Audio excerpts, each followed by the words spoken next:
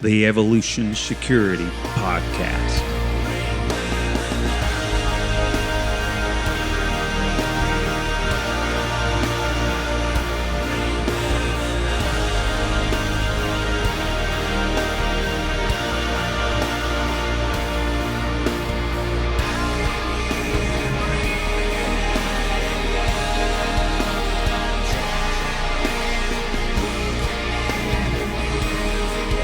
Welcome, everyone, to the EvoSec podcast. My name is Eric Davis, one half of the Tactical Twins. I am flying solo again, unfortunately.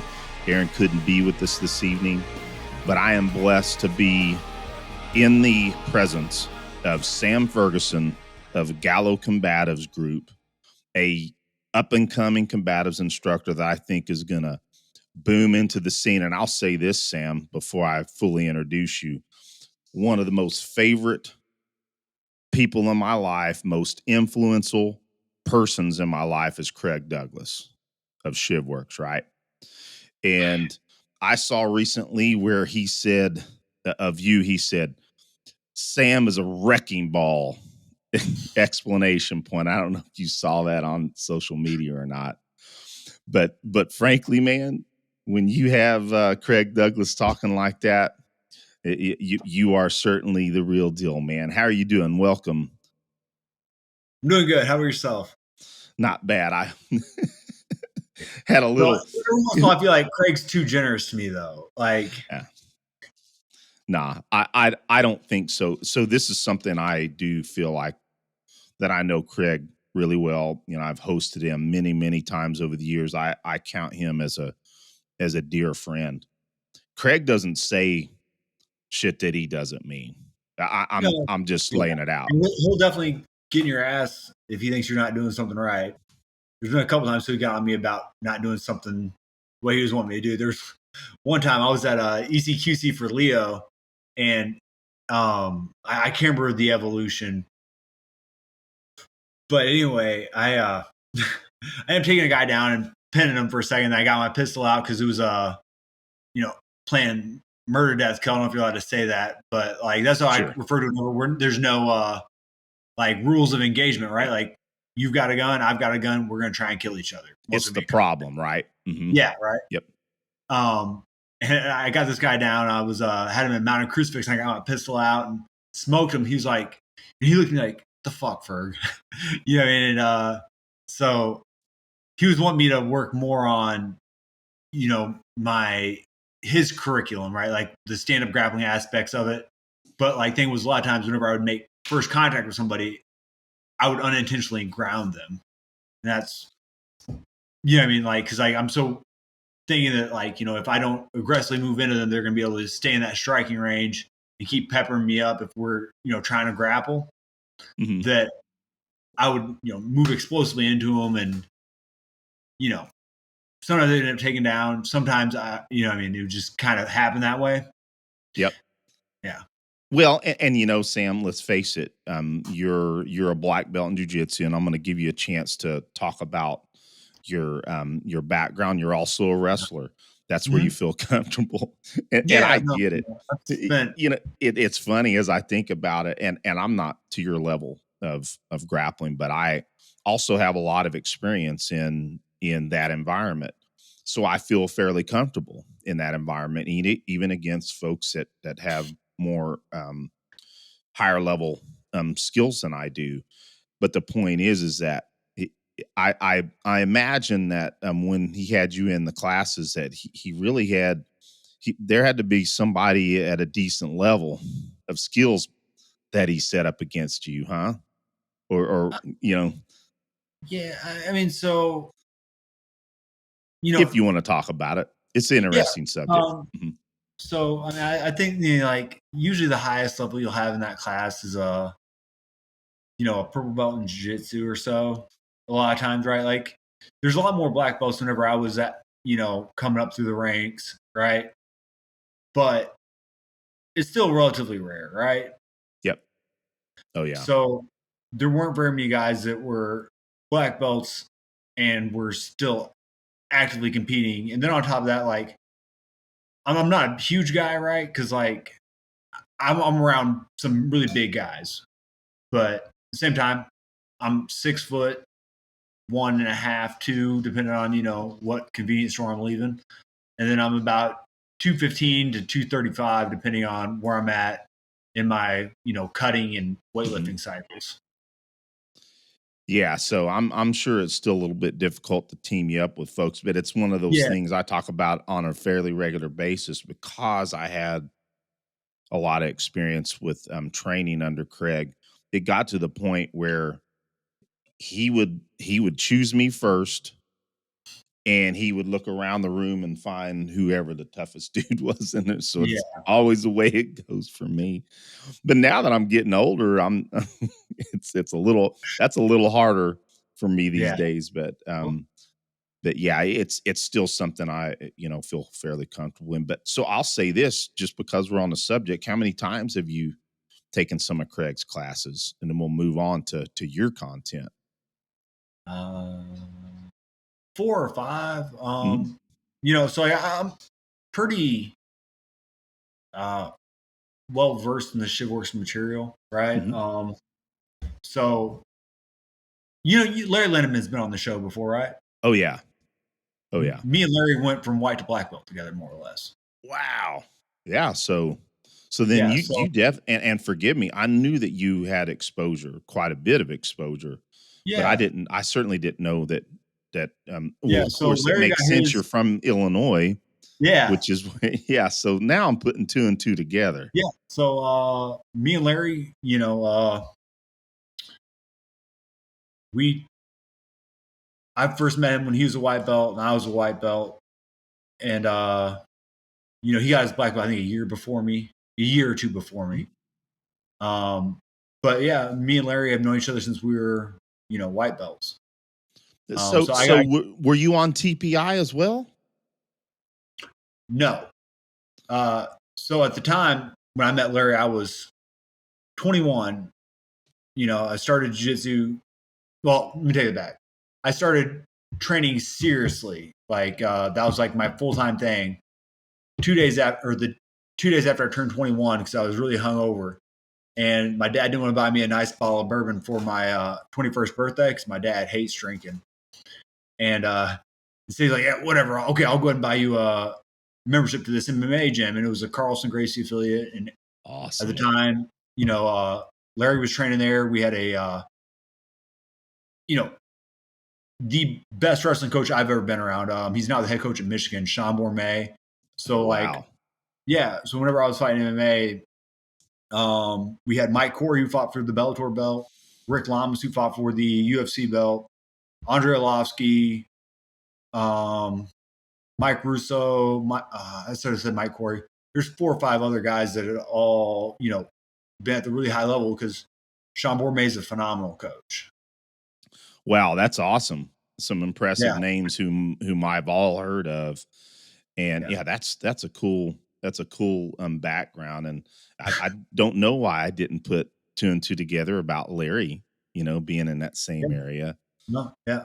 And Larry's I was about to say a good bottle of bourbon is awesome, but jujitsu, I mean, it's not even on the same scale.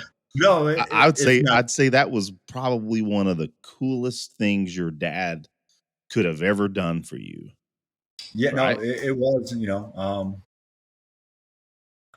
I think if I had taken drinking to the level I've taken jiu-jitsu and combat sports, I'd probably be dead by now. So, man, that's a great story. Well, man, before we get too far, and sometimes we do shows this way, we just kick off and start talking. But for our audience members that may not know you, some have heard me talk about you some, and a lot of people in our audience are going to know you. But for those that don't, go ahead and give us a bio real quick. How did you get to where you are currently today, buddy? Okay. Started wrestling when I was in 8th grade, so 8 years old. Um, wrestled all the way through high school. Was not a great wrestler, but only was a good state, and I was a state qualifier, and I set a bunch of records within my high school. My high school wasn't a wrestling powerhouse, but I was one of the best wrestlers to come through my high school. But I never medaled at state or anything like that. Then I went and didn't want to wrestle in college because I was the awkward weight. I was 215, and the weight classes for college are 197 and heavyweight. So I didn't want to spend my freshman year, being in a sauna suit and not drinking beer, chasing women. So I decided to play football for a couple of years. Didn't really like football in college as much. I was at a smaller school, and it just wasn't necessarily ideal for me because a lot of the guys I felt like just want to be a part of a team. Like they looked at the football team like they look at a fraternity, and if I'm in it to win it, right? And that kind of didn't sit right with me some. So I was like, you know what? I really miss wrestling. I've always wanted to fight, so I started fighting. Had a bunch of boxing fights. Not a bunch. I had a good amount of boxing fights. I had 8. I was 4-4, I think. I don't remember. It's been years now. Then fought MMA for a while. Was 9-1 in MMA. Decided that it was time for me to start getting my life together because I'm been told, especially my hair's cut short, I got a Keith Vineyard vibe look to me, and so it was hurting me in the application process for police departments. Right between me just looking like a meathead, and whenever I'm clean cut, it's just like, man, probably don't want him. Right, nasty cauliflower ears. So I was like, all right. Which I think if police departments are looking for folks and a dude with cauliflower ears walks in, they should be going, yep, you're going to the academy. I mean, literally, man. I can't understand why any administrator wouldn't look at that as a valid reason. But go ahead, please. So, I mean, I feel like my department's kind of an exception to it. Even though most of the guys that have made it up to the higher levels weren't necessarily like hands-free guys. They were all weapons guys. Right. But I feel like the people that become high-level, or not high-level, high-ranking police officers, they're not the people who are out there kicking the bushes, right? That's just not the people that get promoted. The people that get promoted are the people who are good test takers. Yep. Oh yeah. Yeah. Not that I'm in law enforcement, but I know a lot of you guys are some of my good friends. Yep. Right. Yep. Mm-hmm. Right? Oh yeah. Same thing. The guys that are out there, actively going out trying to find, whatever the issue is, don't get promoted a lot of times because either they are, shaking the boat more than they want it shaken, or they're looked at as kind of like a liability almost, right? If that makes sense, right? It's like, oh, absolutely. Yeah. And so I feel like that's part of the reason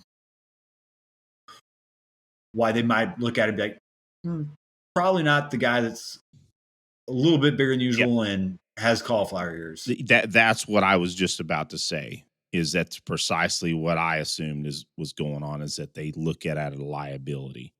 Yeah. Makes sense, even though it doesn't make sense to you and I or folks that are in our realm, but yeah. Yeah. So about purple belt, I think is when purple belt's when I decided to start getting my life together and quit fighting, and became an iron worker. So I quit fighting full time and started training a lot with Carlson Gracie Jr. I went from being in the suburbs to training at his academy almost exclusively. Got really big in no-gi competition, and I competed a little bit in judo too, but I didn't finish getting my black belt in judo. At least not yet. There's a really good guy here I'm going to try to get my black belt from in judo. Real quick, Sam, I don't mean to cut you off. So purple belt started getting real serious about you quit fighting. What time frame was that? I'm just curious in my own head. It's 24 now. Got on with the police department in 17. probably 13 or 15. Okay. Right on. Yeah. I'm just putting that together in my head, getting to Yeah. know you a little better. No, so I wish I could tell you, but yeah. Yeah, no biggie. Yeah, so that year as a purple belt, I got bronze at gi pans, got silver no gi pans, and I remember it was that year or the next year. No, it was the next year. I got silver at Nogi Worlds, and then at brown belt, got double silver at Nogi pans an adult, and made the flow grappling highlight reel. Oh yeah.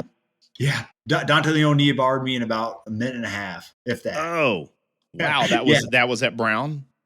Yeah, that was at Brown. Yeah, it was the finals of the absolute. I'd just beaten my nemesis, this guy named Matt Layton, who's a relatively good friend of mine now. Yeah, and then Dante went through inverted and got in on a knee bar, and the finals lasted probably about a minute. Well, not that I want to see you, take that loss, but that Dante Leon is super personal. Dante Leon, man, is a freaking beast, man. He's out there. Yep, go ahead. Dante's an animal, right? And he's from Canada, isn't he? I think he's down in the United States. Canada, all right, it's all right. It's all right. I lost to that Canadian. He's different though. He's a different Canadian. Yeah, right. I mean, he moved down to Detroit, right? Yeah. And he moved to the U.S. He's different. Yeah, he saw the light. And also, I'm gonna give a shout out to where I'm from, Central Illinois. That's who he's affiliated under now. Is a gym that's based out of Central Southern Illinois, Pedigo. Oh yeah, excellent gym. So like that place is the Pedigo home gym's about an hour and a half south of where I grew up, about halfway between my house and my where my mom's family's from. They're turning out some freaking juggernauts. Man. Yeah. Well, I mean, so like look at Jacob Couch. I knew Jacob Couch when he was a purple belt because me and him would train together when he was living in Kentucky still. Nice. Yeah. Jacob, man, I tell you, when I saw him win, was it Pans or was it Worlds? It was when he won. And the thing about Jacob Couch, and I don't want to get to it, but this is good conversation. I mean, we're talking jiu-jitsu, talking about things that matter to us and, a good percentage of our audience. But when he won that, man, the emotion just pumped me up, man. Seeing him, take his rash guard off and, how pumped he was and he went around the crowd and yeah, man, I got emotional over seeing that, man. No, I mean, the thing is like Jake is such a great dude. Like I knew Jake when he was a purple belt, maybe. I mean, that's whenever we were training together a lot, right? Mm-hmm. And you could tell he was special, right? And like,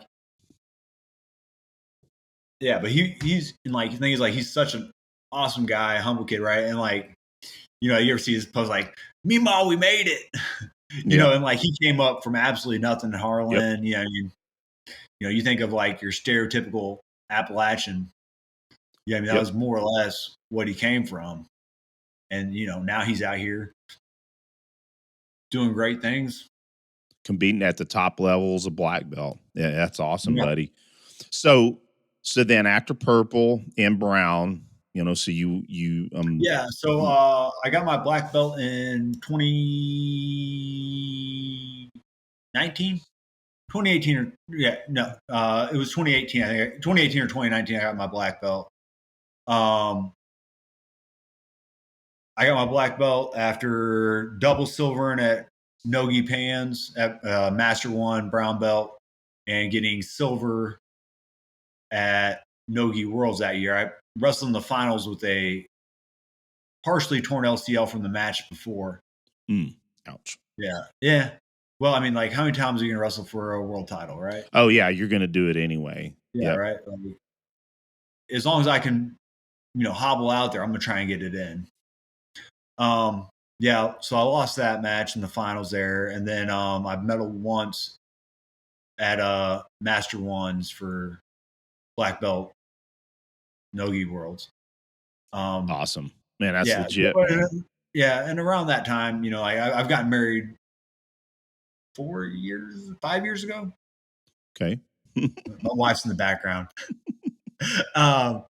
Yeah, I got married in October of 19, and that's been a big change in my life. My ability, I've been able to focus on competing and going out and doing all that stuff. You know what I mean? Oh But yeah. yeah. So So on top of that, the reason why there was a year gap in my competitive career as far as jiu-jitsu goes, I became a cop. I moved from Chicago down to Lexington, Kentucky, because I wanted to be a police and I wanted out of Illinois. And now I'm cop down in Lexington, Kentucky, working patrol, doing the Lord's work. man, that's awesome. I say this to every police officer. Of course, some of my best friends are police officers, and it's mainly because we share this same path, Yeah. That we're all on. But also, law enforcement, unfortunately, the political popularity now is to completely. It's getting maybe not as pronounced in the media as it was in 2020, but the treatment of law enforcement in the media by certain politicians is it's asinine, unbelievable. What you guys do for us, on the Yeah. streets, keeping our Well, families safe. Go ahead. well, I mean, I've heard you say a bunch of times they could be a political podcast before you start getting political. Yeah, yes. I'm But probably no, go ahead. Mhm. I mean, depending on what you think about the things that are going on right now, I think that with it being coming up on an election year, they will continue to have anti-police legislation, right? Or and so, and sometimes like as a cop, I would say that like some legislation that like is anti-police, right? Like, is it anti-police or is it pro, for lack of a better word, freedom, right? Like, if you're making it hard for me to search a car, right? You're just upholding the Fourth Amendment, right? So Mhm. like some stuff that's looked upon as like anti-police, I'm kind of like whatever, like it is what it is, right? These I'm people are going to good. be, yeah, I'm good with protecting the Fourth Amendment. I'm yeah, absolutely on top of protecting all. I mean, that's yeah. probably more important to me than the Constitution is so important. But go ahead, buddy. Yeah, no. So I'm saying like some stuff that's like looked upon as like anti-police. I don't think it's necessarily like anti-police. I think some people just get like caught up in how it makes it their job harder. Their job harder instead of, all right, these are the new rules, right? Like so, like back whenever Marcelo was, competing, right? Reaping the knee wasn't illegal for a while there. Then all of a sudden, reaping the knee is illegal. Marcelo didn't give a fuck. He was out there still competing and just modified his technique, modified his approach, and he was out there, still winning everything, right? Like it, in my opinion, you just have to kind of adapt to the changes, right? And if it makes the job a little bit harder, that's fine. The only thing that like kind of irks me is like, especially with like the shoplifting stuff, right? Like in California, I'm sure you're aware of it. But like anything that's not a felony amount of shoplifting, which is $1,000, which is hard to do at a stop and rob, Yep, is they're not non-arrestable, prosecuting. non-enforceable. And then on top of that, like the way they look at reasonable use of force is absolutely mind-boggling. You know what I mean? And while we want all cops to be, some kind of super secret ninja who can, you know, handle a person who's got a knife without shooting them, the reality of it is it's very, very hard, right? Like I spend more than the average, average anybody's amount of time spent training, right? And I'm telling you right now that it is very difficult to manage to not get stabbed and be able to put stopping shots on somebody. And not that's just putting stopping shots on. It's not necessarily even about disarming them without even hurting them, right? Like one of the drills we do a lot in my academy, because my academy is what we do, because like I don't want to, even though I'm super into it, I don't want them to get bogged down in the combatives aspect of it, because I want them to compete and do all the stuff that I did that I thought was fun when I was a little bit younger. Usually at the end of the month, we'll have one person start with a marker. They can put it wherever they want on them, right? You can start with in their hand, they can start with it in their belt, wherever. And they, all right, this is the position we're working on. He can hit you and he can, mark you up with a marker. We're going to see what happens, right? And everybody gets marked up. You know what I mean? Mm-hmm. And it's funny whenever, it's me drawing a white belt, a dick on some white belt's forehead. But whenever it's me getting, cut across the throat, that ain't so funny, right? So like, I think that, those things are important for you to realize just how dangerous it is, right? Like, there's no way, I think, not saying there isn't a way, but I don't think it is reasonable to expect an officer to handle somebody who's armed with a knife with anything but a pistol from distance, right? Because any other way, you're putting yourself at severe risk, right? Even though we may not have a choice in the, how the encounter unfolds, right? Maybe the knife comes out while we're grappling on the feet. Maybe we're in a crowded area where it's not, I don't have a good, background or foreground to shoot in, right? Like you're talking about, like Chuck Hager talks about in his course that I was listening to, right? But there's tons of reasons why we may not be able to have a choice, right? We might be in a confined area, right? And so it kind of irks me whenever they're like, oh, no, he could have definitely done something different. Like, what do he wants to do? Let chaos reign? Like, well, Sam, I'd like to make a couple of comments. I'm sorry if I rambled there. Oh, no, not at all. Not at all. This discussion, if you will. So that irks me too. And one of the biggest things that'll irk me is most of these individuals that are saying, well, he could have done this or she could have done that. Two avenues on it. Number one, I'll start with this, and then I'll finish my actual statement. They could just shoot him in the leg. Well, you mean use lethal force and expect that police officer to face using lethal force on the street? Oh, but you didn't mean to you weren't intending to kill him. That whole stupid adage that people have no clue that that's still using lethal force, and it's still a lethal force incident. But to the other point I was going to make is that the individuals that say they could have done this or that are individuals that have never been in that situation ever in their lives. And what I find funny is when you got media personnel that will say the same crap, and some of them have went out there and said, okay, I'll submit myself to being in a scenario. And what do? They, in a scenario, murder somebody. Yeah. So what's that again, Sam? So yeah, some innocent bystander just, Yeah. So we know that it's easy to Monday morning quarterback police officers. When I say this all the time, 99% of the time, hundreds of thousands of interactions with police officers every single year. 99% of the time, it goes without incident. What other industry is there that awesome of a track record? Right? I mean, we're being doctors, right? Yeah. And they get all Exactly.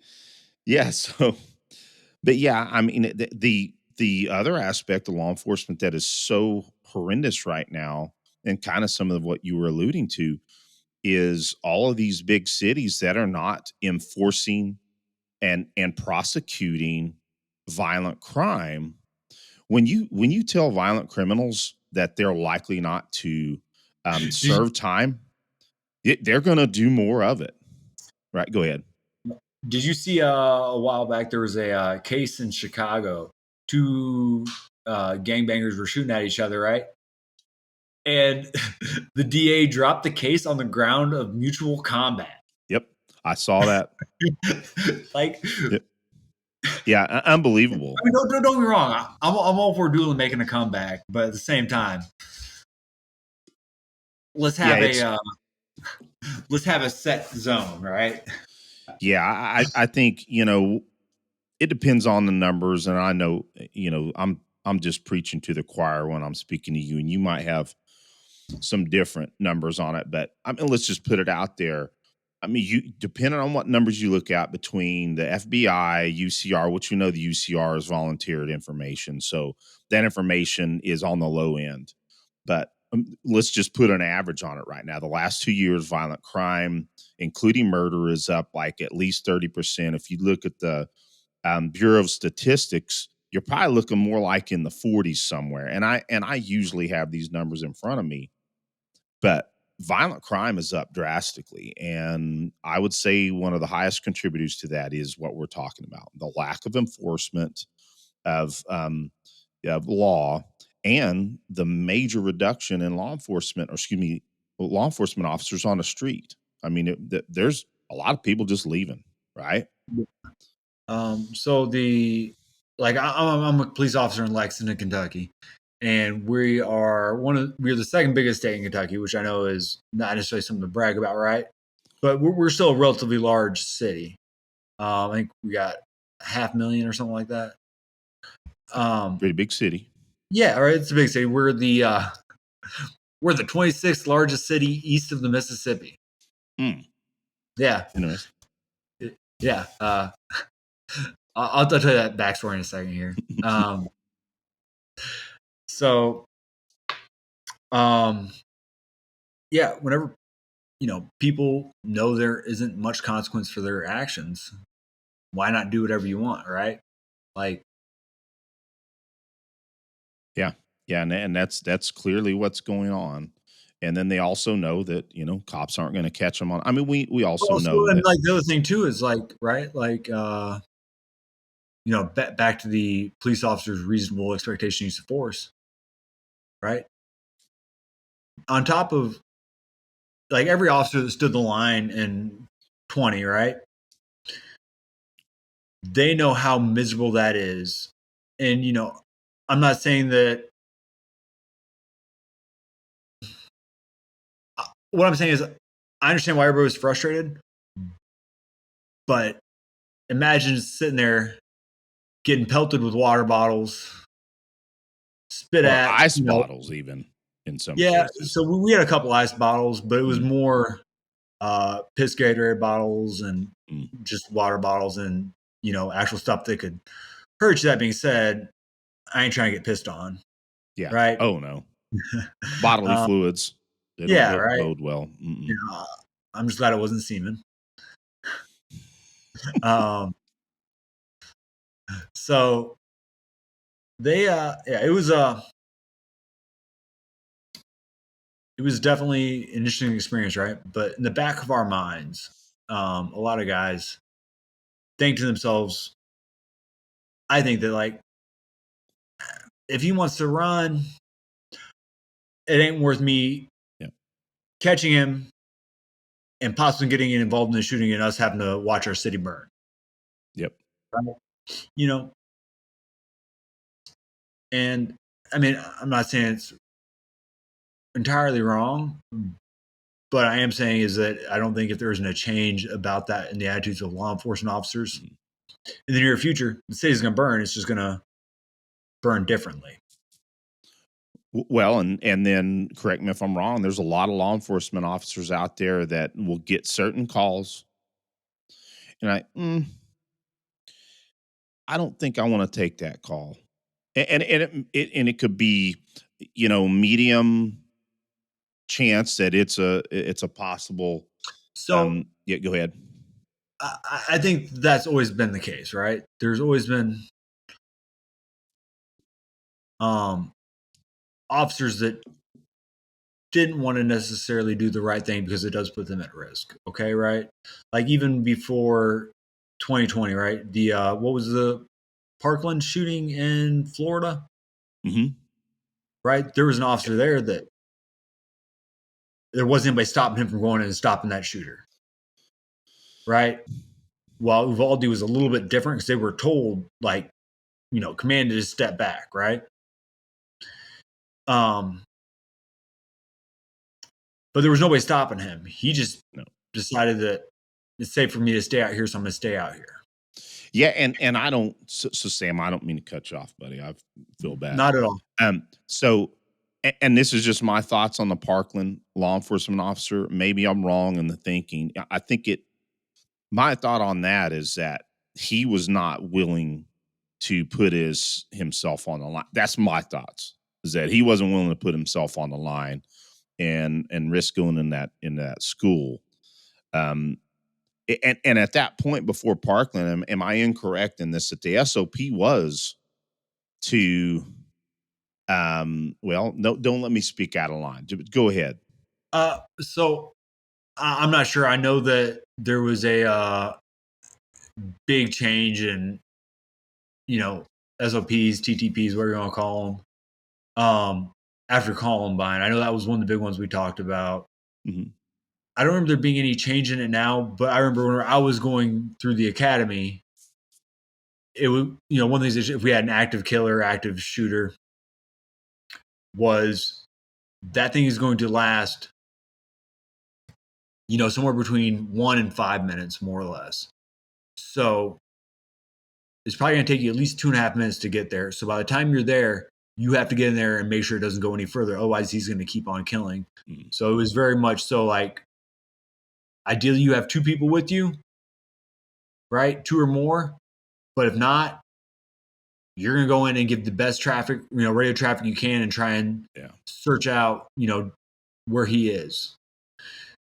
Is always very much so a, stop the killing, and then we can figure out everything else after that.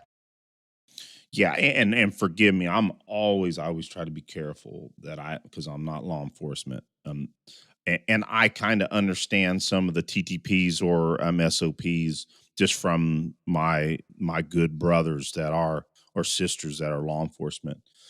So yeah, I want to make sure I wasn't feigning that I know what and departments change. SOPs change from department to department and state to state, right? Yeah.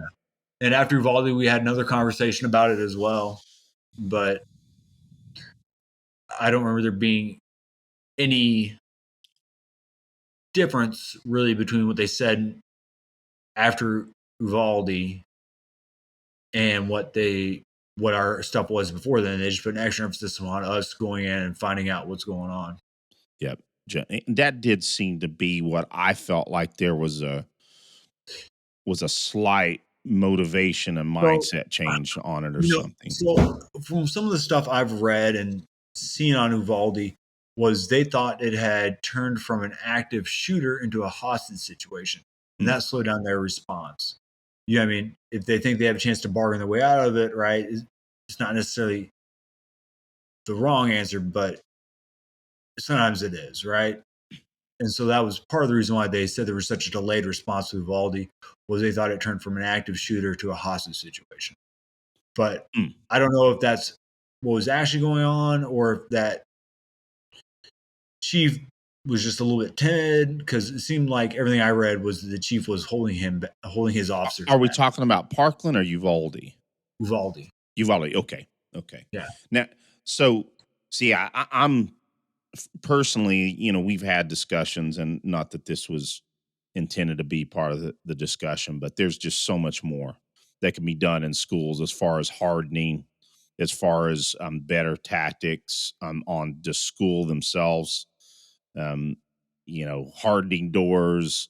There's all kinds of things. I can go on and on about that. And my beliefs, just from a tactical standpoint, thinking of how things can be done differently. And I also know that one of the things I want to see is there's plenty of retired law enforcement officers and military that would be glad to be plainclothes armed personnel in schools. I just wish that we could get some folks behind that. Go ahead. So I recently turned down an opportunity to be the SRO, school resource officer, at a neighboring county. They wanted me to come in and be the wrestling coach and the SRO, but I don't know. it just wasn't. It's not for me right now. You know what I mean? Sure. But the other side of that is, I don't think people. I don't think people like that, right? I think that what you're talking about, like kind of like crime prevention through design, Mm-hmm. right? Hardening of structures. I think that's more the direction that would be appealing to people Yep. than them actually having, you know, plain clothes, Rambo running around. Yeah, and I think that that's a responsibility. I don't think it should be just anybody. I'm not even talking about Yeah, just any law enforcement officer or any military personnel. I think that person should have a high level of training. But to your point, I'd be very glad to see hardening of schools. You yeah. know, when I when think you go ahead. that's the answer we need to look towards because Ingress and egress control, yeah, freaking bullet resistant doors, all that would be an awesome move in the right direction. Well, cool. Well, Sam, I think let's move into some of your combatives yeah. Sorry, experience. we got off on a tangent there, huh? No, it's man. This is what this show's about, man. It's about self protection. All these subjects are important, and you know policies on law enforcement, use of force, policies in school protection, all that, man, is right up our alley. So no big deal at all. So number one, I met you at the Combative Summit, and I had heard about you before then. I certainly had, and it was a pleasure to meet you. And I'm just bummed that I did not get to take your module, but believe me, I'm a man of my word. I find it in when I know that I want to take a class. If it takes me hosting you, that's going to happen. But as far as first off, um, the Combative Summit, some audience members, man, I'm tired of hearing about this Combative Summit. I'm sorry, Well, it's your folks. fault for It, missing it. if you aren't ready to get to the Combative Summit by the next time that it comes around, we're doing our best to get folks in the door. It was an unbelievable event. But your thoughts on it, man, on the summit itself? I mean, it was great, right? A bunch of people that I had never had the chance to train with, right? But I knew by reputation and their material they put out were there. I didn't get to train with Jerry Wetzel. I think Jerry puts out great stuff. The person that I was most excited to meet that I didn't know already, right, was Cliff Byerly. Oh yeah. Cliff cracks me up, man. I like to think as a little sawed off John Wayne. Um, yeah, but no, I had a great time. I got to hang out with Cliff a little bit. He didn't necessarily hang out with us, quite as much as I'd have liked, but he was there with his wife, so he had to, take care of the missus. But I got to take his bit on vehicle extractions and fighting inside of vehicles. Yeah, It we was were good. in that class. We were in that class together, weren't we? Yeah, Yeah. That's right. yeah, Really good. yeah. And I got to train with a guy named Wes Copeland, who I enjoy talking to online now. Yeah, it was a good class, bunch of good guys there. I think that as great as the training value is at these bigger events, the real treasure is the friends you make along the way. Oh, and in all seriousness, man, that But is I said it yeah, like sarcastically, but at the yeah. same time, right? Like, there's lots of guys there that I made contact with. Wes is saying he's gonna have me down to hog hunt next year. Cool. And there's another guy who I'm supposed to go down to Florida and possibly do a gator hunt with, and I'm all fired up about that. Well, it is absolutely when you go to an event like that, and I would argue that I'm just going to compare the two, TACCON versus Combative Summit. TACCON, unbelievable, just an awesome event. The Combative Summit was on the same realm, but in some of the areas that folks need even more. Then and I need to be careful what I say because man, we got a lot of. And I'm a range master certified instructor myself. Um, TACCon is an unbelievable event. I'll just put it this way. Combative Summit was the TACCon of combatives. And I'm looking forward to it again. The point is when you come to an event like either TACCon or the Combative Summit, the people that self-select into events like that, they're most awesome people on the face of the planet, man. And folks that arrived at the Combative Summit, man, there were so many, the clientele in the event itself, there were a ton of professionals in their own right. Just the client base was incredible. Dave Matt Boone, Frankel was there. yeah, Matt Frankel took my class. Yeah, man, that's cool. I didn't get to talk to him. I didn't know I talked to him a little bit. So what did he think of your class? He liked it. I mean, like him and Craig were talking. We talked a little bit, but I wasn't going to interrupt his and Craig's conversations. I was kind of there just third wheeling. I did some of that too. Talked a little bit about it. Yeah. Well, and are you tracking that Matt is like 35, 40 minutes from me? That's what I was hearing. Yeah, and he and I just haven't hooked up yet again. Now, I started coaching the Daybreakers again at my jiu-jitsu gym, and I'm going to invite him out for the morning class one of these coming weeks. And because man, I'm trying to he told me I could help him with his jiu-jitsu, and he said he'd help me with my shooting. So I'm like, I'll take that. And Matt, if you're out there listening, I know you have several times. Let's get this. He's probably on Instagram Live right now. he had Chris Lapre on just the other night. Good friend of mine. I think he was. Go ahead. I mean, last I saw him, he was going live with Stoker. Oh yeah, I hadn't seen. I mean, he was live with Stoker relatively commonly. Yeah, but I definitely am going to get him out to my jiu-jitsu gym, and I'm going to try to get some of that help on the range too. So cool. Yeah.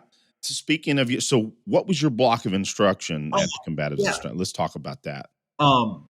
So my block of instruction was, John had some nice way of saying it, but basically was pinning in a weapons-based environment.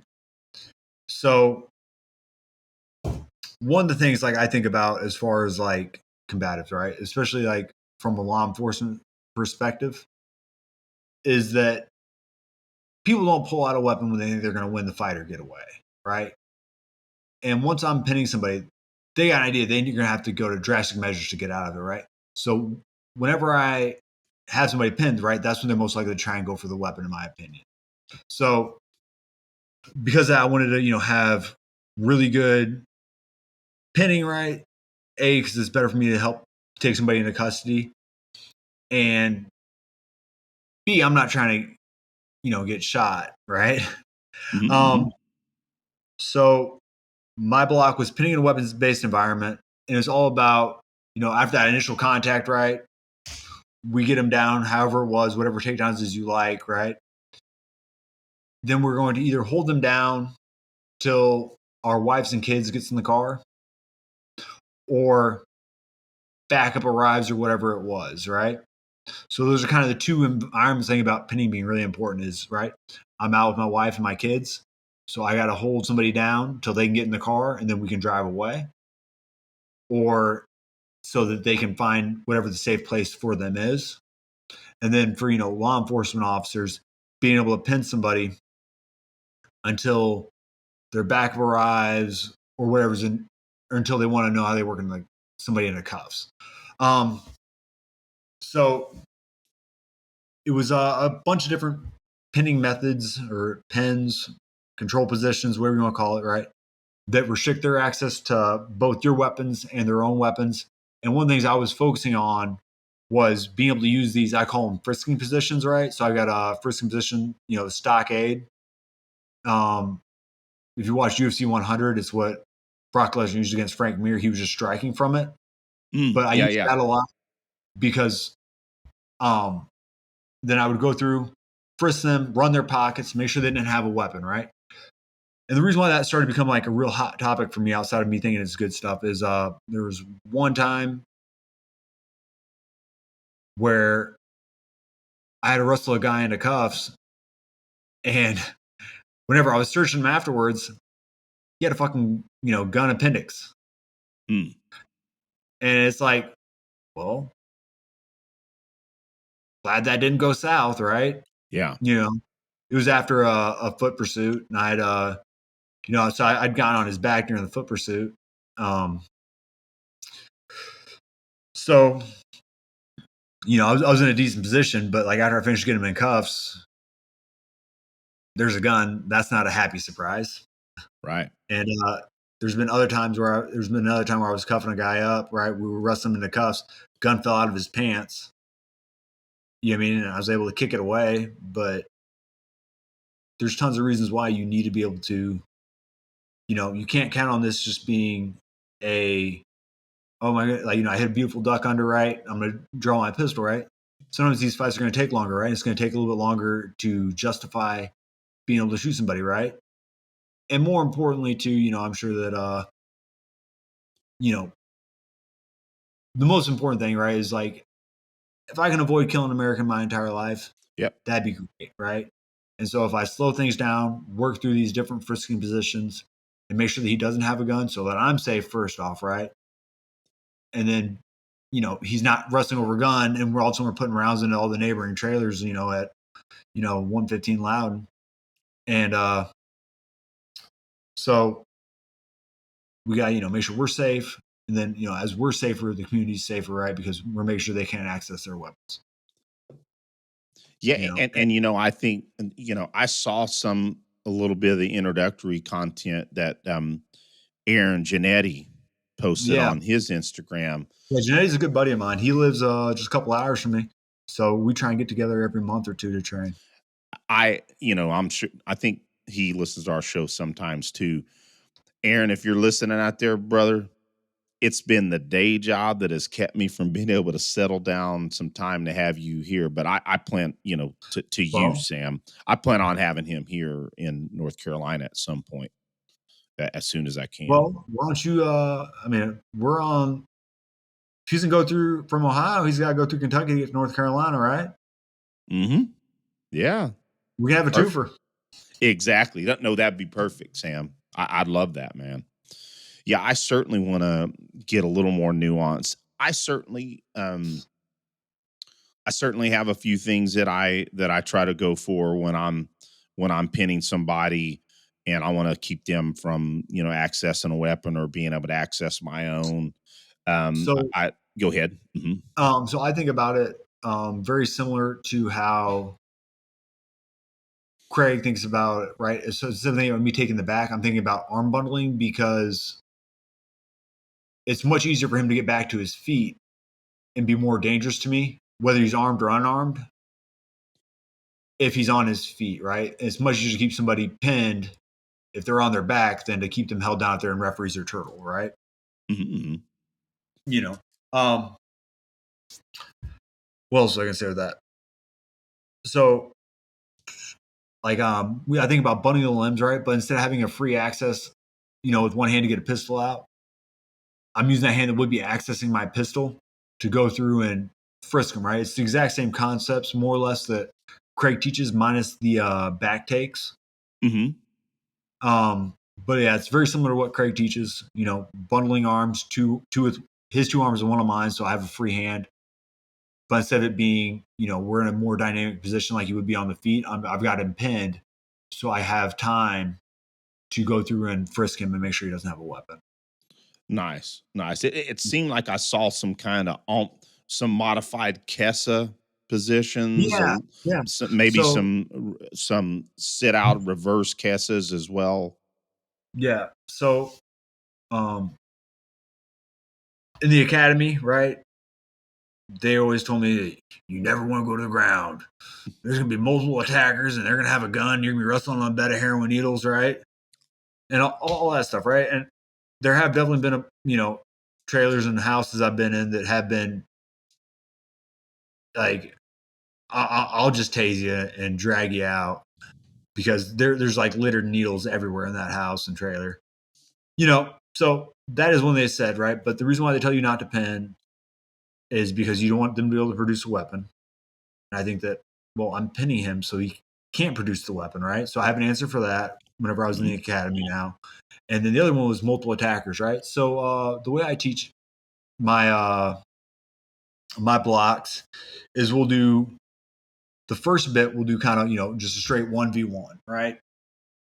Where I've got, all my classic pins from Brazilian Jiu Jitsu, right? I'll show the modifications I make from them to the weapons based environment, like controlling more at the elbows and forcing his arms up towards his ears. And how I can do that, and then how I can first from there make sure he doesn't get a weapon out, right? And if he does get a weapon out, how we want to react to it, stuff like that. And then the next thing I said was multiple attackers. Somebody's going to sneak up and boot you in the head, right? So we do the next evolution that we do, or I think Janetti wanted me to call them escalations now. So the next escalation is that we are going to focus on pinning somebody, but moving around him back and forth, right? And being able to track a third party who may or may not be involved, right? So like we'll start off pinning somebody in classic side control, right? And somebody will come into the room and, you have to, he'll show you, 2 fingers, right? And then, you'll switch and you'll have to follow, like you maybe go to reverse Kesa, you go to regular Kesa, north, south, you'll kind of work your way through several different pins as you're doing that, right? Yeah, and so I can't talk about my like around the world drill, but that's a drill that Paul Sharp showed me, and he showed it from standing, but I mean, if I'm going to take his idea, I got to give him credit for it, right? Nice. Yeah. I had not seen. Well, maybe I had. But what it reminds me of, and some of, and I'm like, man, that's a great way to look at it. And I don't remember what my older jujitsu instructor called it, where I got my blue belt. It's many years ago. I always tell that story. It took me it took me 11 years to go from blue to purple. But anyway, so my former instructor, it was just a way to teach the main positions, and it was similar to that. It was like doing around the world in the various positions. And when I saw some of what you were doing, it did remind me slightly of that, but with completely in the context of the weapons environment. So I thought, man, that's a great way to look at it. Yeah. So I mean, whenever I think about combatives, right? What separates combatives from sport jiu-jitsu? Weapons and the possibility of multiple attackers, right?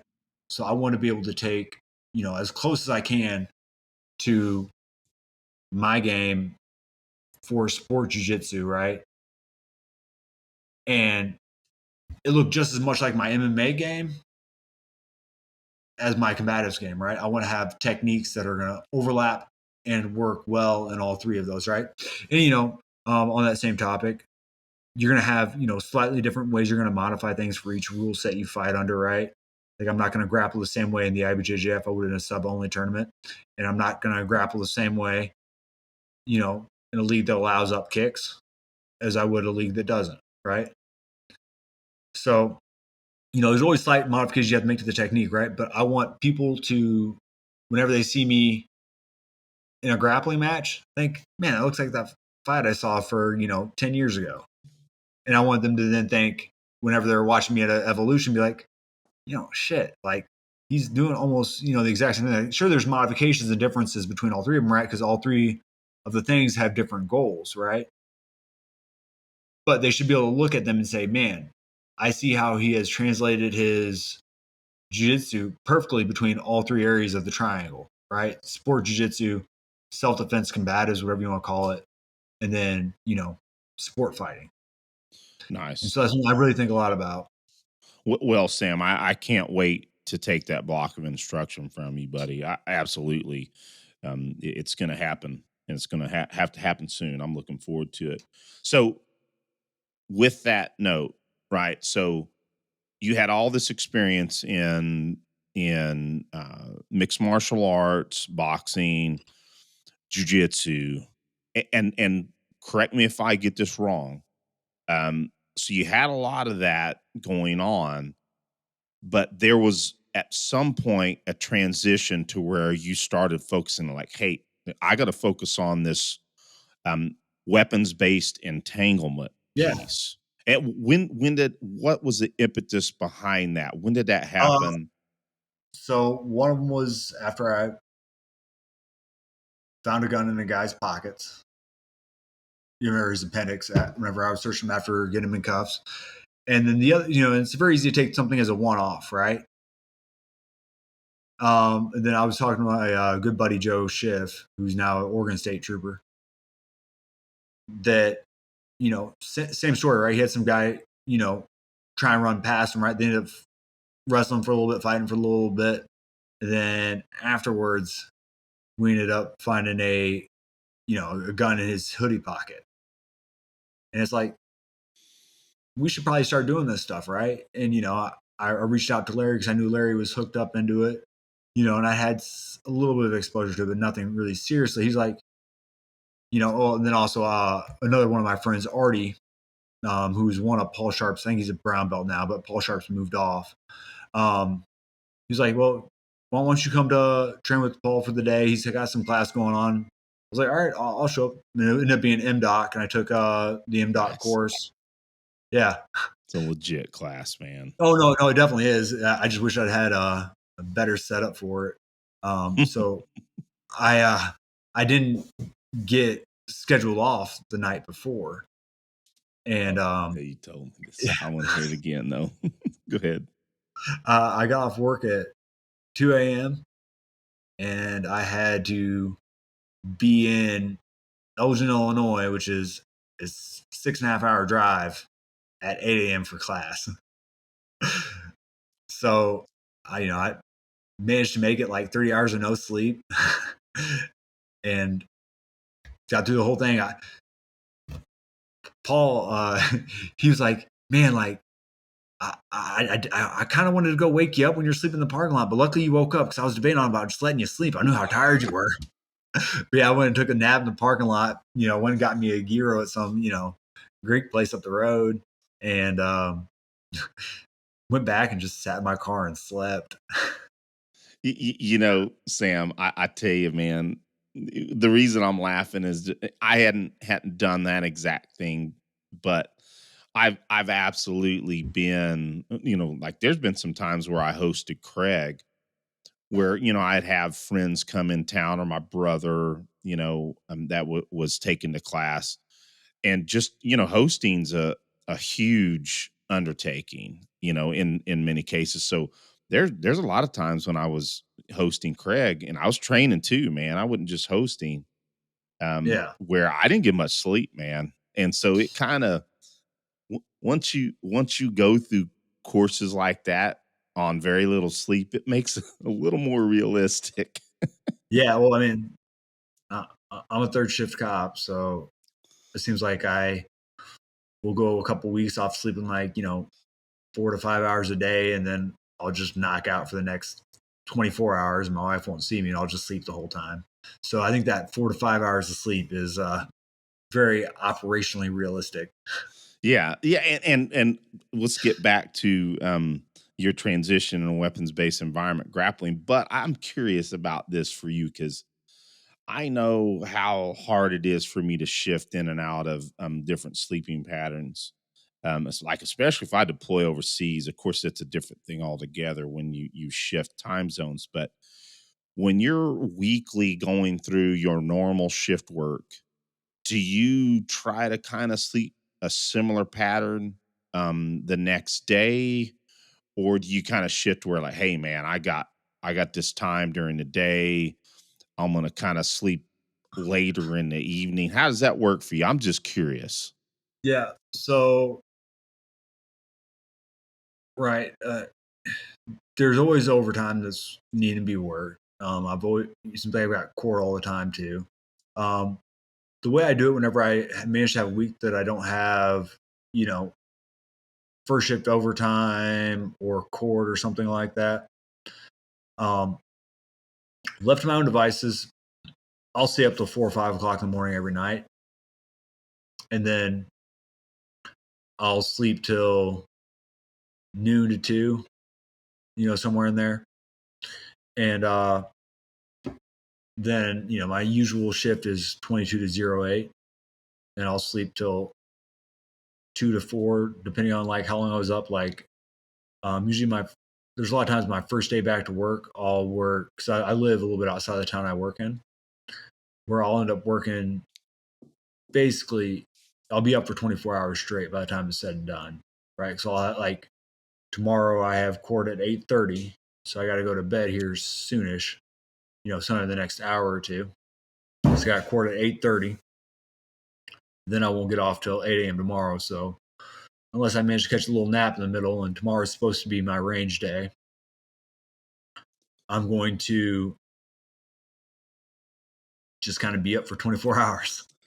Yeah, back in the day as a soldier, man, I pulled a lot of those. I mean, there were times where I pulled 48 hours straight, or longer. Yeah, so I'm lucky. I haven't had to go quite that far. I've done a couple 36s, but never 48.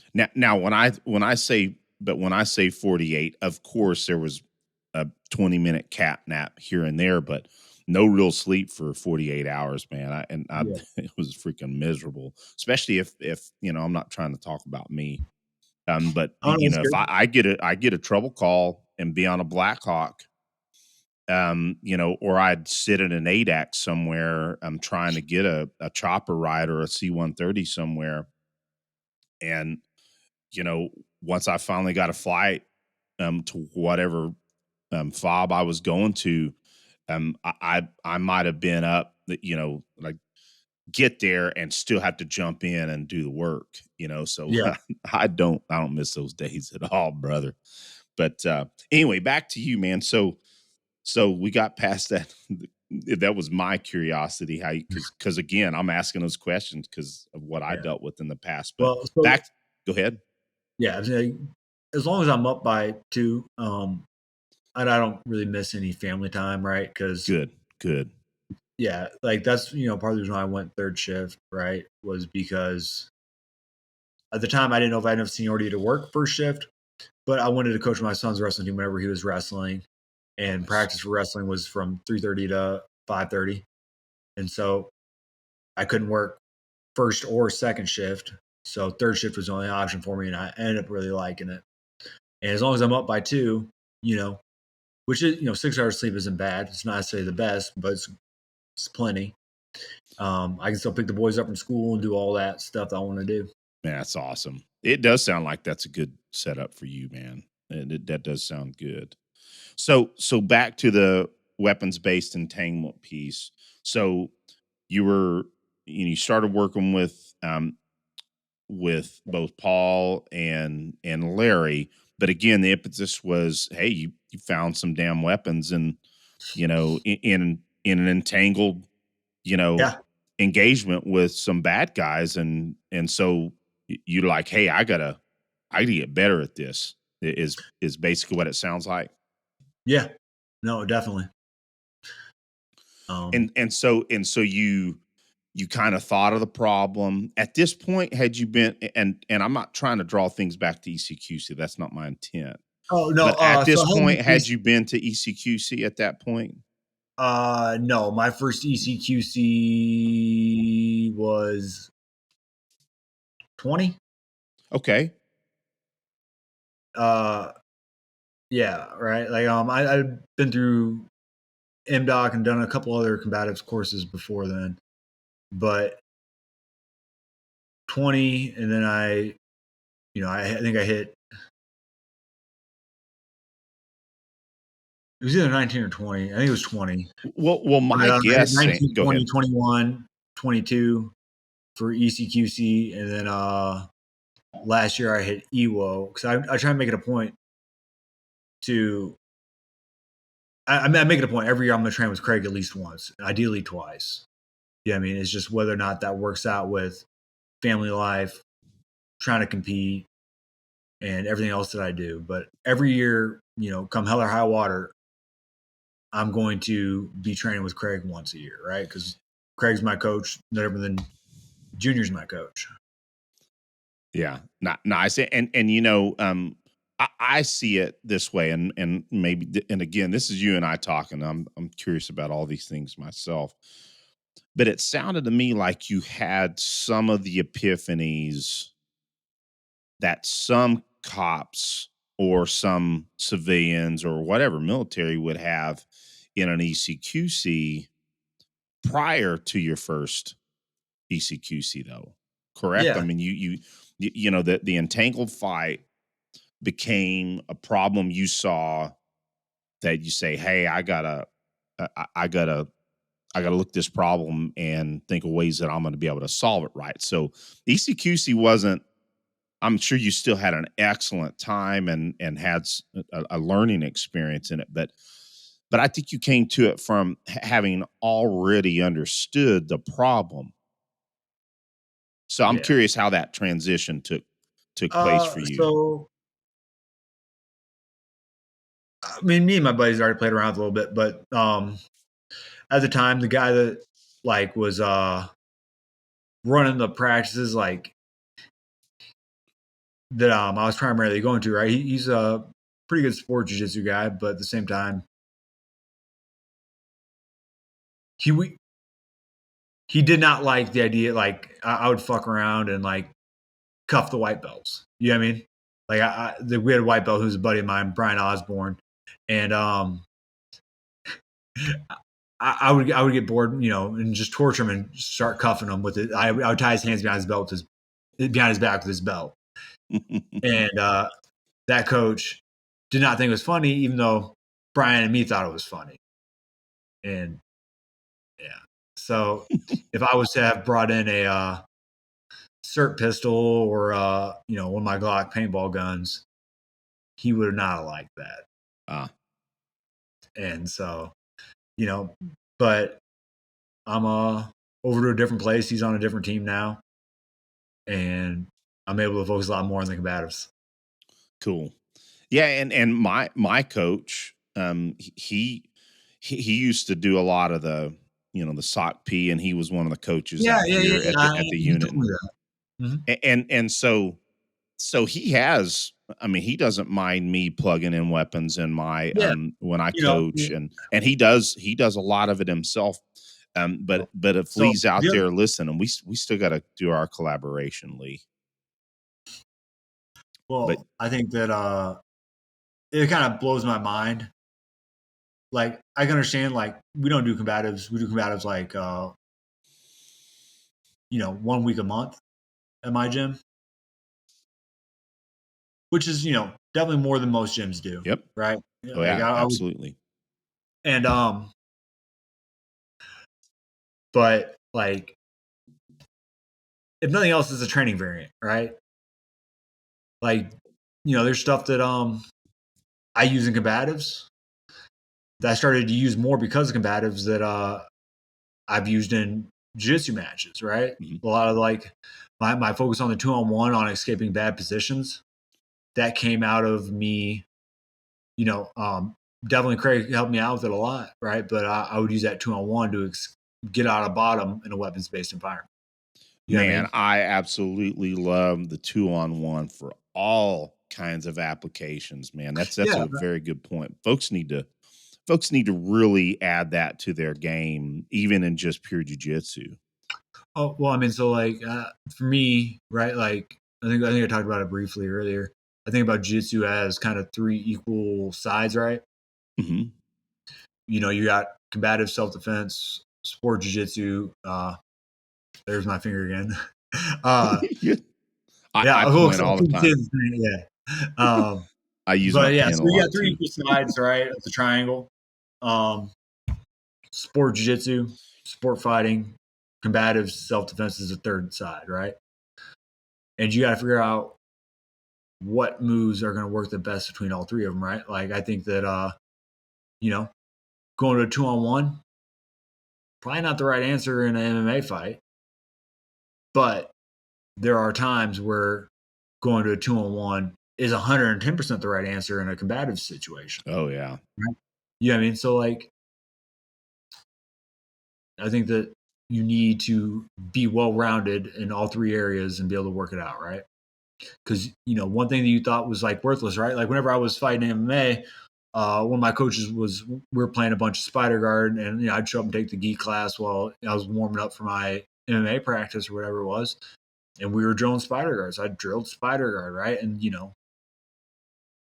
the time I was like, man, this is kind of stupid, right? Like I'm getting ready for an MMA fight, whatever. But now that I am gotten bigger into combatives, I've been able to use some spider guard type stuff and Yeah. defending weapons and just kind of that dexterity you develop.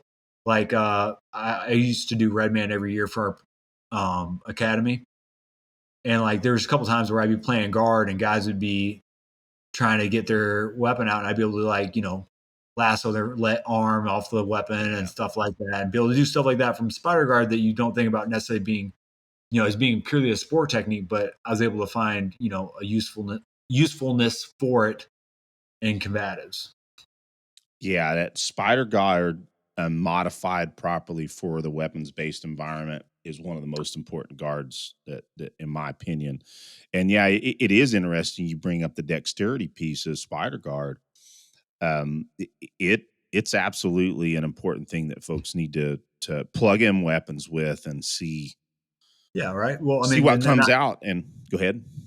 yeah, I think that that's the thing, right? We got to do a whole lot of fucking around still to figure out what the right thing to do is for some of this stuff, right? Like, you think of how many people have been fighting without, like fighting MMA for us to come across like, all right, this is a good winning strategy, consistent, right? Mhm. I think there's just as much of that needing to be done still in combatives, right? We still need to be going through and figuring out. So I understand that, like, Alexander the Great's guys, they were doing combatives, they were doing, proto MMA or Yep, pancration, right? absolutely. Yeah, right. So I think that there's a whole lot of stuff that we still need to be doing and figuring out, right? And there's no way to find these things out but to fuck around, right? We got to get, are either, I use a paintball Glock gun or a sim gun, shock knife. If you have one, I don't think shock knives are as necessary because usually that kind of, the shock knife I have at least, you almost have to start with it out or it's kind of a pain in the ass compared to just using a marker or a knock knife. Yeah, and I've said this multiple times. I know I'm beating a dead horse sometimes. I love Sims. It's obviously it's one of the awesome tests, but we're trying to preach to folks, man. Just grab your blue guns or your red guns and your freaking trainer knives and plug it into your practice fights. And Yeah. it's 90 to 95% the validity of running Sims. Yeah. It's so I mean, valuable. I think that Janetti has a good thing to say about it, right? He likens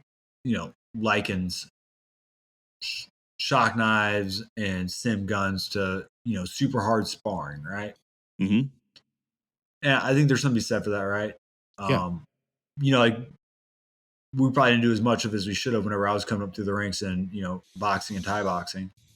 But there's a lot to be said for having kind of lighter sparring, right? Blue guns, knock knives, and then there's something to be said for yeah, all right, so we've done this at this level. Now we need to take it back up to the sim guns, right? Yeah. And I think Cliff really pushes the sim guns, and then I think that and it's great, right? Like I'm all for it. And then I think that Ben, while he will bust out the other guns, I think he is much more appreciative of just throwing out the blue gun or the red gun, whatever it is that you like. Yeah, I absolutely believe that is one of the aspects of combatives that we just need to keep preaching and preaching and preaching. Is that So it's like quite all right to just plug in the blue gun. as long as you've put in the work and all that stuff, right? And you're being honest about it too. Yeah, right. Well, Yeah. I mean, I think that like that's what the sim guns provides is honesty, Yeah, right? and one of the things you've probably heard us talk about I mean, we have the capabilities to use UTM. I've got the license now. It's becoming more difficult now. Um, but I mean, I still love in a lighter version. We're trying to in what we're doing, and I'm being careful that I make things about what we're doing. But even just having a cert pistol that has the laser Yeah. makes So people is valuable as well. Go ahead. no, it is, and we roll with the cert pistol a lot. I mean, I think I've lost my front side got knocked off wrestling over it actually. So Um, can I stop you there for a second? yeah. Because I have a story. I used my personal cert in when we hosted Cecil for his Mhm. class in Tulsa. And one of the Evos, and this is on me. I never even once thought about it. My personal cert has a real um tritium sight on it. And I use that in one of the Evos. And of course, myself and one of the other guys were wrestling over my gun at some point. And I get up after the Evo and I'm dripping blood everywhere. I'm like, what the hell? And my hands were freaking Nice. destroyed. Yeah.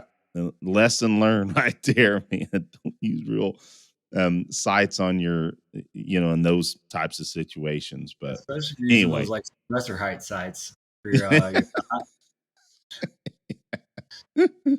So listen, Sam, we're getting close to what we normally close shows out at about an hour and a half. Because I mean, I'm already seeing we need to have you back on like we talked on off the air. So I want to make sure though. So we talked about your weapons based environment and what led you to that. Um, is there anything else you want to hit on that real quick before I go to my next kind of more jovial question? No, so the date isn't officially set in stone because I gotta get it off of work Oh, yet. But thank you. yeah, It's so right in my notes. Yeah. So it's let me all good. frame it. Let me frame it because man, that's another issue I have. It's right here in my notes here. So yeah, Sam. So you have some upcoming events. Yeah. So let's talk about those and hit on those. Go ahead. Yeah, so mid March is what we're thinking. I think March 19th. It's kind of got to work around some other schedules still. But I'm gonna be up in Chicago. I'm gonna be teaching seminar, one in the South Burbs and one in the city, for grappling and weapons based environment. I'd be teaching a jiu-jitsu seminar as well at my friend Bender's gym in the city, but it's not all the way ironed out yet because I need to get my leave approved. But that's what we're going with right now. It's either going to be, mid to late March, or one of the first 2 weeks of April. Okay. Got to get into war turkey season. So yeah. So what I'll say whenever you get those dates ironed out, let me know what they are, and Yeah, I'll tell you. we'll start talking about it on the air, and then we can also have you back on to talk about it even more because we still It'd be got some great. other stuff to talk about. But I'll Yeah, absolutely, start hitting on that for you just because we want to support you, and we'll throw that on some show notes too, and all of that. So very very cool, Sam. I think I think you have a lot to offer. I don't know how young you are, but you're a fairly young man compared to me. I think. It's kind of what Craig talks about sometimes about Aaron being another example. Is that you young guys like yourself and Aaron and a few of the other guys out there are going to be the folks that carry the mantle for this for many many years to come because guys like me, I'm not as old as Craig. Craig's still doing really well, and just I'm go ahead and shit. rub that in. I'm an amateur when it comes to. I mean, I can't hold a candle No, to. all I got out of that conversation was, Craig, you're old as dirt. Craig listens sometimes. I might text him after this, say, "Hey, if you hear me, I'm sorry, Craig. Don't kick my ass." But no, I'm sitting there, on a serious note. Craig he's been saying, "Yeah, I can't do this forever." Well, and he's got Brian there, and Brian's phenomenal. Yeah, Yeah, I mean, Brian is he's fairly young too, man, and of course, top level black belt under Andre Gavin, Atos Jiu-Jitsu, and man, obviously he understands this weapons based environment. Yeah, young guys like you, Brian, Aaron Janetti. Valentine. Oh, why would I not bring up John? John is it John Valentine. Sorry, Man. I'm gonna let him know you forgot about him. Shit. You're gonna be on the hit list, buddy. I am. Yeah, John is a juggernaut. And another instructor thing we didn't mention, who I better mention before he finds me somewhere, is Cole Miller, right? Oh yeah. I really enjoyed his class. Yeah, the Walls and Weapons class was great. That's one of the classes I got to take. But yeah, I mean, I think that, I don't know if I'm necessarily what Craig thinks I am, but I think that, Valentine, Janetti, Brian, I think that, between the five of us, hopefully we can keep this ship moving forward and moving on up. Oh, I know you guys will. And again, I think that more of what we're trying to contribute is making sure that this message is out there more and more. Craig says it all. He doesn't need advertisement, but we like trying to drive home the message of this combatives community, and man, what John did with the summit, and he being the, he's a good marketer too.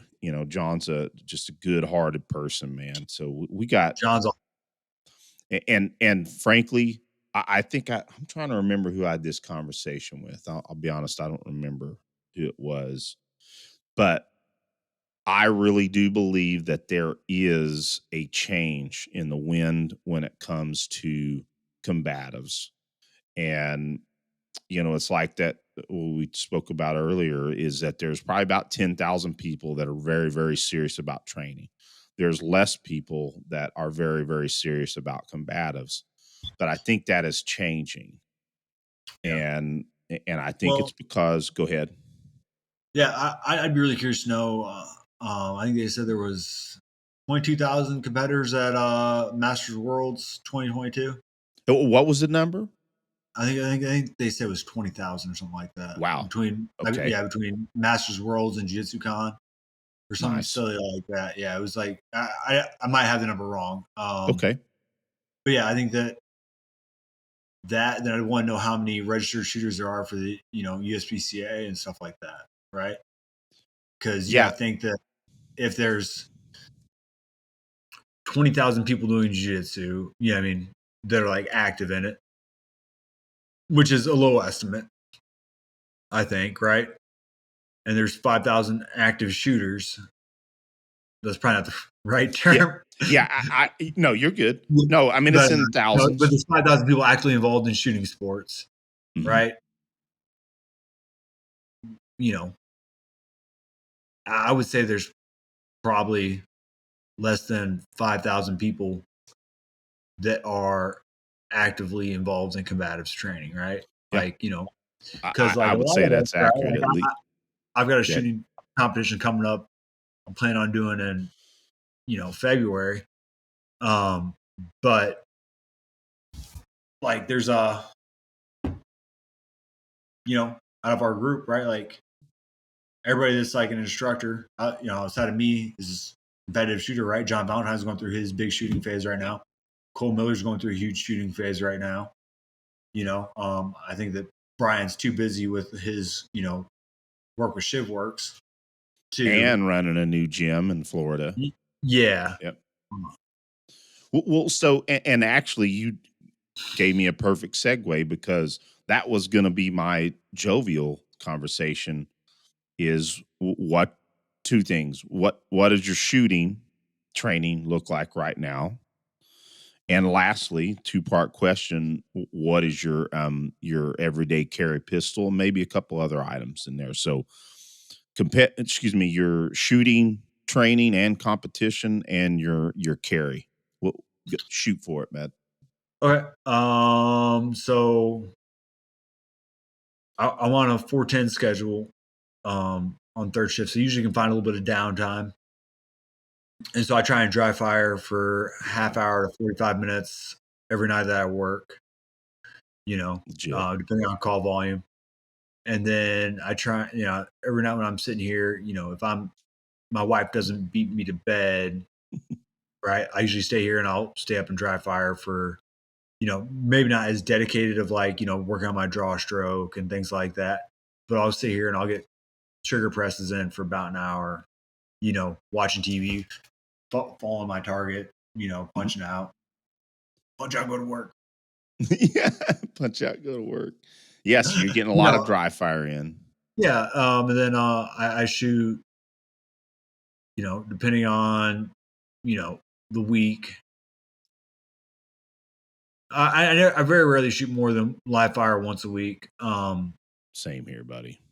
Yeah, it's too expensive right now. Well, so luckily the department, we're not going through the ammo shortage we were before. And the range officer's a buddy of mine, so he helps me out. Cool. But I'm sure that if I was to go through and burn through 1,000 rounds every week, he probably has started be like, probably can't do that every week. But he lets me come, and I get an average of 200 to 300 rounds a week, which That's good, man. Yeah, you know what I mean. And then I honestly, and it could just be me. I start going into diminishing returns if I shoot much over 300 rounds for a practice session. I think that the key to it for me is I try and be consistent with what I'm doing, that I can kind of be consistent with my results as far as tracking them. And then, shooting different drills. What I've noticed is that I feel like I've started to develop a little bit of a healing problem from dry fire as much as I have been. So at least that's what I'm blaming it on. It could be on anything, right? Like, I mean, I'm very much so trying to struggle my way through shooting, right? Well, Sam, if I could just point out something I learned recently myself, and a lot of our audience members hear me say this. At one point, I shot masterclass in IDPA, and I don't shoot that level anymore, and I'm getting close to that again. But what I'm bringing that up to say that it is interesting how much more I've learned about my shooting, even in the last 3 years, that I had no clue about back then. And one of those things that I've learned, and frankly, it came from Ben Stager's doubles drill that I really got turned on to it from Matt Pranka. And I learned that I've been putting a shit ton of input into my pistol that I just need to let the pistol do what it's doing. And so I'm just bringing that up to say it's weird how we, and stuff like that you can't discover in dry fire, No. Yeah. I will say that it may not all be consistently good, right? But I feel like I'm getting, very consistent, the dots are turning from the same spot each time, same everything like that. But yeah, like I was saying, I feel like I'm not doing a good enough. For whatever reason, I'm pushing my heel into the butt of the pistol too much, and I'm just like, so I'll pop rounds high, and I'm like, it sounds to me though that you know something that you discovered, and see that tells me that you have a high degree of observance of what you're doing, is because you're picking up on it, and I'm sure that's something that we're gonna get it figured out. We're gonna get it figured out. Yeah. So you mentioned competition. Do you compete in USPSA or IDPA? I haven't yet. I'm going to. There's a. I mean, this is gonna be a local meet. It's not anything fancy, but a couple of the over in Anderson County, they have a pretty good shooting league there. So I'm gonna go over there and shoot. Yeah, and Anderson, it doesn't have to be anything but yeah, just but I feel some like just folks getting out want to. there and even when I was white belt and I was doing Naga or whatever tournament was that came through, right? It only helped me get ready for whenever it came time for me to grapple at the higher levels. Yep. And I think there's a lot to be said for just getting comfort with the stress of the shooting, right? Yeah. Yeah. We talk about that all the time on this show. I mean, it doesn't have to be a regional or a national match or even a sanctioned IDPA USPSA. But if you're out there competing and you're competing with peers and you're on the line, even at a local level, there's a lot of value to that. And it is novel stress. It may not be a gunfight, but it's novel stress, and it's all valuable. Well, that's awesome. So last thing, and we'll let you go so you can hang out with your family and probably get some rest here in a minute. I got court in the morning. What's that now? I said, I've got court in the morning, so I better pay some attention to my wife. Yeah, so I definitely want to let you go in just less than a minute or so. So okay, because Aaron always has the end of the show, so he always asks music questions. So I'm making the command decision. So I'm I asking. was ready for this. You do have a list? Yeah. If you have a list, I'm not gonna, but I'll ask the carry question first. What are you carrying, pistol wise, and what other gadgets are you carrying typically as a civilian? Okay. So usually it is a Glock 19 Gen 5 with an RMR on it and TLR H1 light on it as well. It's probably a little overkill with the light. I just like to have everything the same between my. There we go. That's my 19 right there. In my 10-quart holster. I just like to have everything be the same across all my platforms, at least pretty close to it. I run a 17 at work. 19's close enough for certain. Yeah, I mean, yeah. I don't need a 45. Then usually after that, the next thing I add to it is a either a punch dagger or a disciple. Okay, yeah, disciple, nice. Yeah, disciples around here somewhere. Yeah. There we go. Nice. Yeah, disciple's awesome. Yeah. And then if I don't have my disciple, because it's warmer weather or whatever it is, usually it's my punch dagger. Nice. Anything else you want to mention, or? That's the business stuff. Yeah. Well, my three bands were Corb Lund, Cody Jinks, and Hellbound Glory. Man, that was quick. I felt bad because I was like, his brother's gonna be there. I gotta have my answer for this question. So I was sitting there working this off-duty gig today, between listening to your podcast, listening to music. I was like, I'd better have my three bands picked out.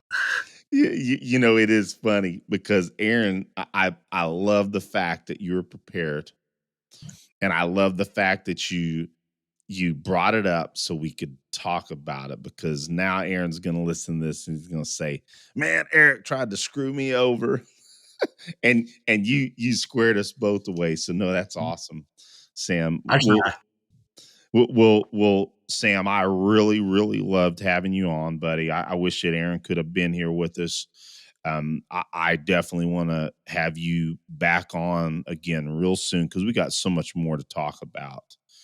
And frankly, man, I'm appreciating what you're doing. I'm looking forward to learning from you, and man, just keep doing the thing that you're doing, taking care of your community and keeping us all safe when it comes down to it. So you have a blessed evening. Tell your family that I said that I appreciated you giving us your time and them accepting that. So she's back there somewhere. Yeah, But she's got some appreciation.